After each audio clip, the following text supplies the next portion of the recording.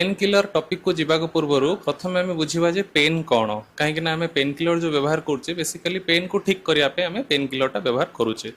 आज डेट्रे pain killer marketing is the biggest सबुठ अधिका लोक बिना कारण हो कि बिना डॉक्टर परामर्श से पेन किलर को व्यवहार करुँच बहुल भाव में बहुत दिन पर्यंत व्यवहार करुँच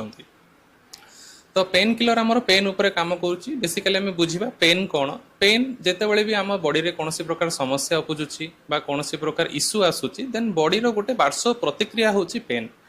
पेन माध्यम रे बॉडी आपन को कम्युनिकेट करुची जे किछि समस्या बॉडी भितर होची बा असुविधा होची दैनंदिन जीवन रे एक्टिविटीज ऑफ डेली लिविंग जोटा आम कहूचे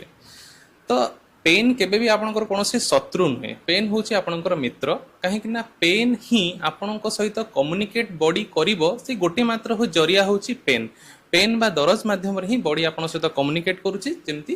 जेमती आपन गाड़ी रे जेमती कोनोसी प्रकार समस्या ले इंजिन रे वार्निंग लाइट आसुची बा कोनोसी प्रकार प्रतिक्रिया आसे जेमती ताकू देखि कि आपन जानନ୍ତି कि समस्या अछि ठीक सेमती मनुष्य शरीर रे पेन होची सेमती गोटे इंपोर्टेंट जिंस जे कि आपन सहित कम्युनिकेट करी जणाउची जे किछि समस्या अछि तो ताकू बेटर आमे ताकू ठीक करवा जरूरी जे काहे की पेनटा होची ना कि सिम्पटम्स देखंतु दरज होची गोटे सिम्पटम्स